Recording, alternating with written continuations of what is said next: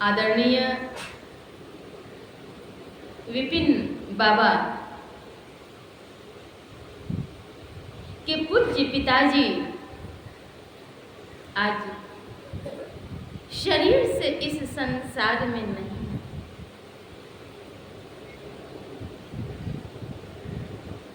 इन्हीं की पुण्य तिथि के अवसर पर ये सत्संग आयोजित है। शरीर संसार में सब दिन रहता नहीं है, एक न एक दिन छूट जाता है।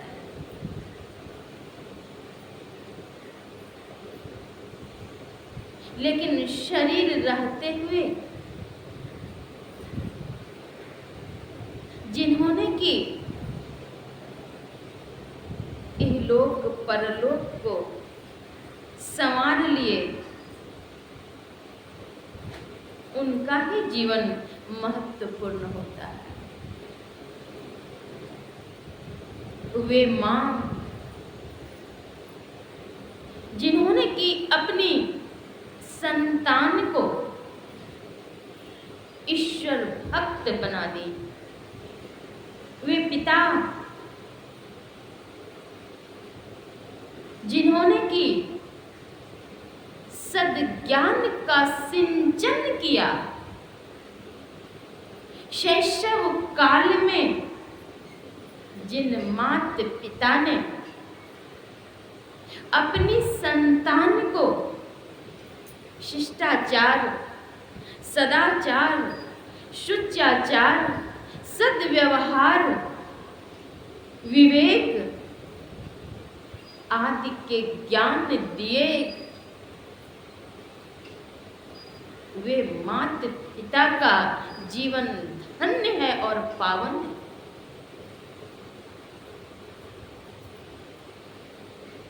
शैशव काल में जिन माता पिता ने अपनी गोद में बच्चों को सद्ज्ञान दिए,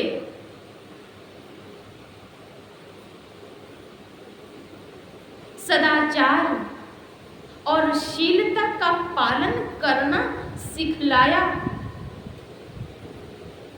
वे बच्चे के रक्त में शिष्टता, सात्विकता समाहित होते हैं। इसलिए तो वैदिक सनातन धर्म में षोडश संस्कार प्रचलित हैं।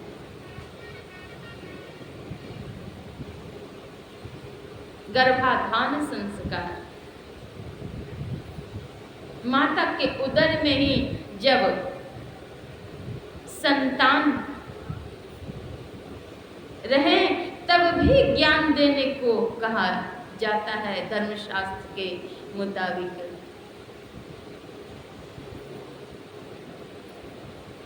ईश्वर भक्त,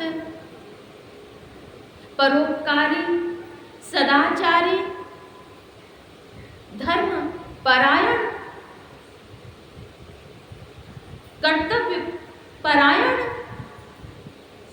इसका बोध, इसका ज्ञान अगर माता पिता शैशव काल से ही अपने शिशु को पलने में झुलाते हुए भी अगर दें तो उनके रक्त में अणु में समाहित होते हैं। बच्चों का जीवन कोरा कागज होता है। यह बात तो निश्चित है कि हर कोई कुछ संस्कार लेकर के आए हैं। अगर संस्कार लेकर के नहीं आए होते तो संत कबीर साहब की यह वाणी, पूर्व जन्म के पाप से हरि चर्चा न सुहाए, जैसे ज्वर के ताप से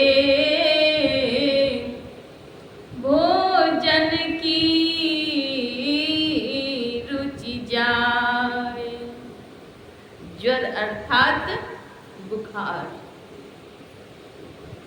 ज्वर के ताप से भोजन रुचिकर प्रतीत नहीं होता। उसी प्रकार पूर्व जन्म के पाप से हरि चर्चा भक्ति नहीं सुहाती, प्रभु भक्ति में मन नहीं लगता। माता पिता की जिम्मेदारी है बच्चों को सत्पथ पर चलाना, अपनी भारतीय संस्कृति और संस्कार से अभिसिंचित करना माता पिता का कर्तव्य है। सद्गुरु महर्षि में परमहंस जी महाराज कहते हैं कि संस्कृति का आरंभ तो माता की पेट से होना चाहिए।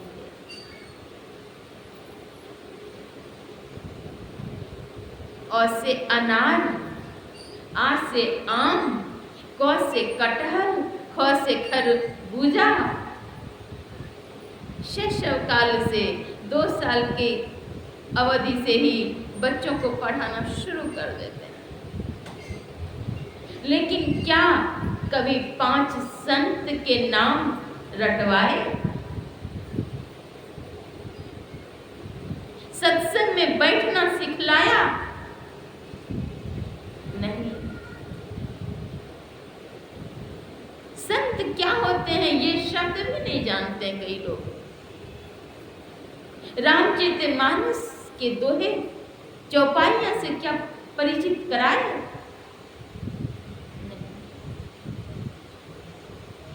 पुत्रवती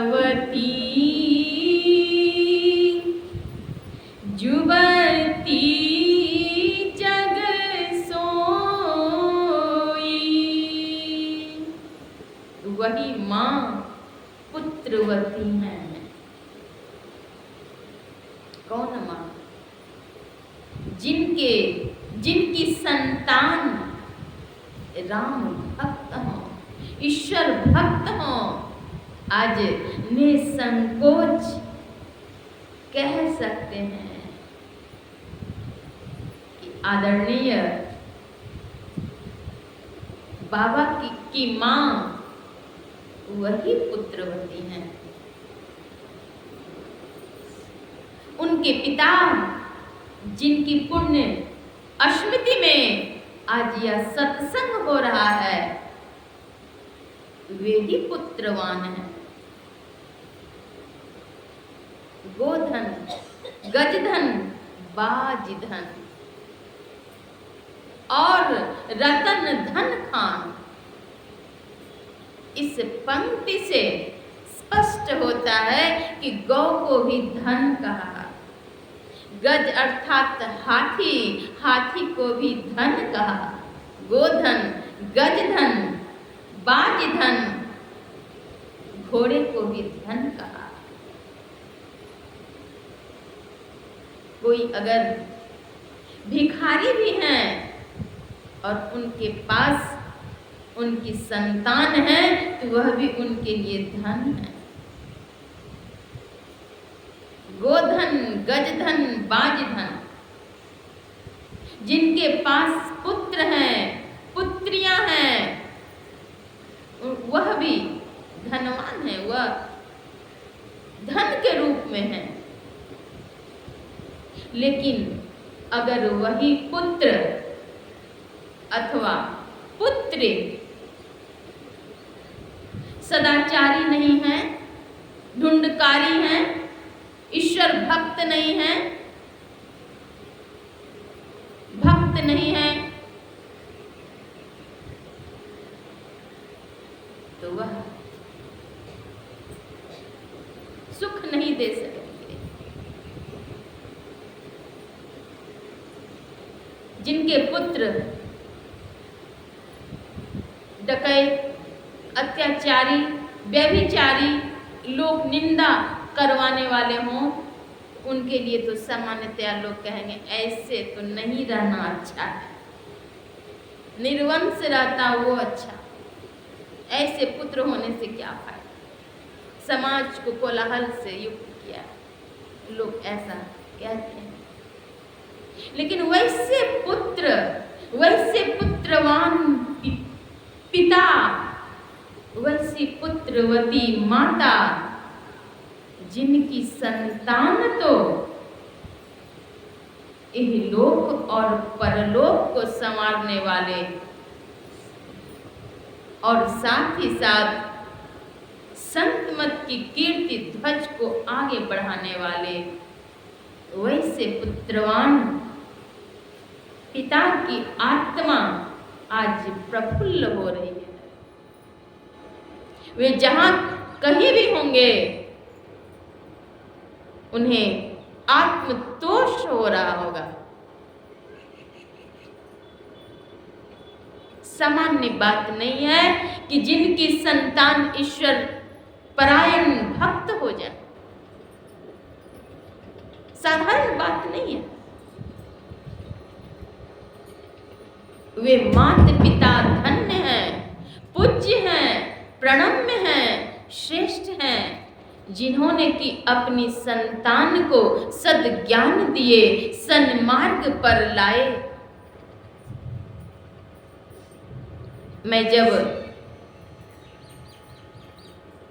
विद्यालय की छात्रा थी तब भी, और जब महाविद्यालय की छात्रा थी तब भी, और जब मैं अध्यापन सेवा में आई तब भी, शिक्षक वृंद बुला बुला करके पूछते, मालूम नहीं कि मेरे अल्प काल में उन्हें क्या समझ में आती थी, मैं नहीं जानती हूँ, लेकिन वे बुला करके पूछते, माता पिता कौन है, घर कहाँ है।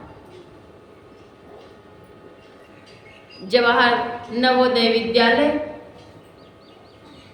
गढ़ बनेली पूर्णिया में मैं अध्यापन सेवा में थी। वहां के प्रिंसिपल ब्राह्मण परिवार से थे, पूजा पाठ आदि बहुत करते थे। वे बुला करके एक दिन चैम्बर में बिठा करके पूछते हैं कि आपके माता पिता कैसे हैं, आपको इतना ऊंचा ज्ञान कहां से आया, कैसे हैं।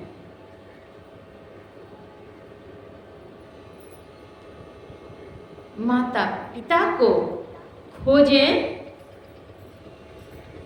संतान को देख करके ये माता पिता के लिए बहुत गौरव की बात है। वे कलम लेकर के लिखने लग गए थे, आपका घर कहाँ है, आपके माता पिता कहाँ हैं, वे क्या करते हैं, वे यहाँ कब आएंगे, मैं उनसे मिलना चाहता हूँ। उन्हें क्या समझ में बात आई सो मैं नहीं कह पाऊंगी, लेकिन खोजते थे आदर्श पिता, आदर्श माता, आदर्श शिक्षक अगर समाज में बने, आदर्श बहू, आदर्श पुत्र अगर समाज में बने, तो समाज में सुख शांति विराजेगी। घर भी मंदिर महसूस होगा, और जिस घर में शांति नहीं है, भक्ति नहीं है, प्रेम नहीं है, सौहार्द नहीं है, सहिष्णुता नहीं है, वह घर 10 मिनट के अंदर काटने को दौड़ेगा। तो घर के वातावरण को कैसा बनाना चाहिए, यह ज्ञान भी सत्संग में होगा। एक बार की बात है, एक दंपत्ति अपने बच्चों के सहित महर्षि में आश्रम कुप्पा घाट आते हैं। सद्गुरु महर्षि में ही परमहंस जी महाराज सशरीर विराजित थे। वे दंपत्ति गुरु महाराज के चरणों में प्रणाम अर्पित करते हैं। वहीं आसपास में बच्चे खेलने लग गए।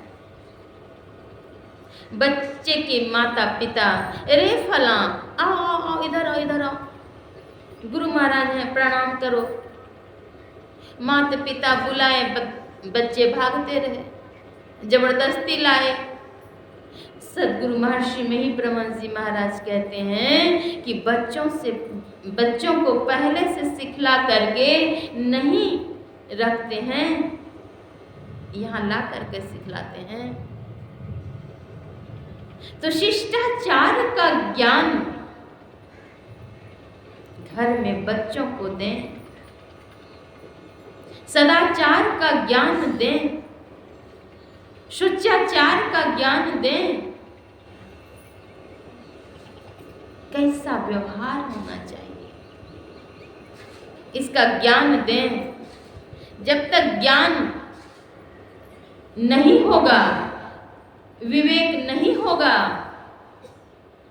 तब तक तो मनुष्य और पशु में क्या अंतर। आहार निद्रा भय मैथुनं च सामान्य में तत् पशुभिर्नराणां ज्ञानं नराणाम् अधिकं विशेषो ज्ञानेन हीनाः पशुभिः समानाः। ज्ञान से विहीन अगर हैं तो पशु के समान है। सत्संग करने से शांति आती है, ऊर्जा आती है, विवेक विलोचन का उन्मिलन होता है और तब मनुष्य जन्म सार्थक होता है। मनुष्य जन्म क्यों मिला? तो इसलिए केवल और केवल भक्ति करने के लिए। जंगल जाके खाक लगाए, जंगल चले गए।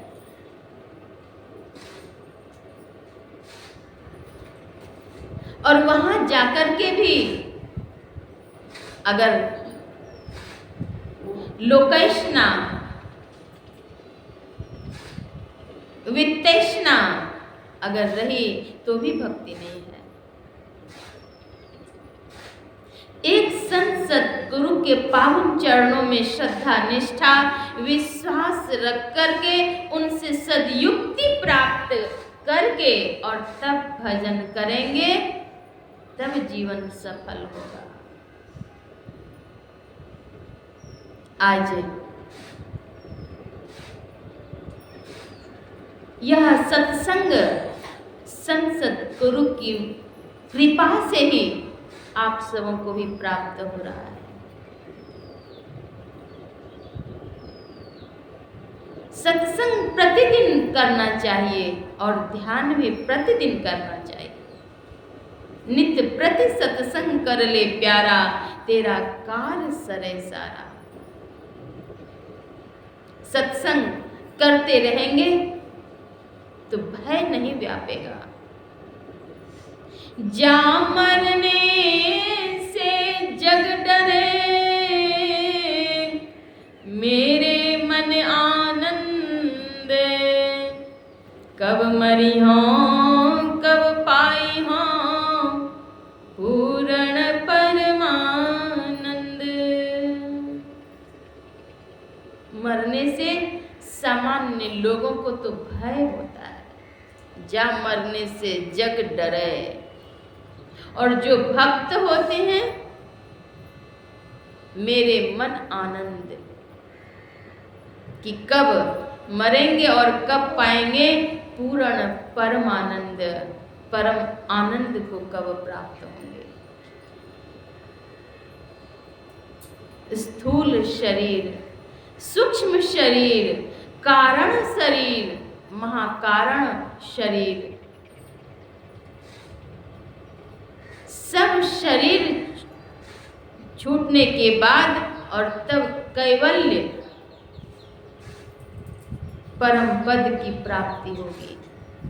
स्थूल सूक्ष्म कारण महाकारण कैवल्य हूँ के पार, पार गमन ही सार भक्ति है।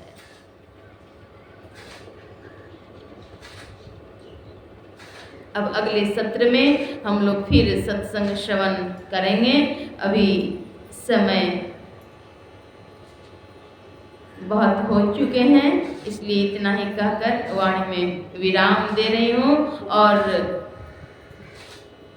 पूज्य बाबा के माता पिता के चरणों में श्रद्धांजलि अर्पित कर रही हूँ। श्री सद्गुरु महाराज की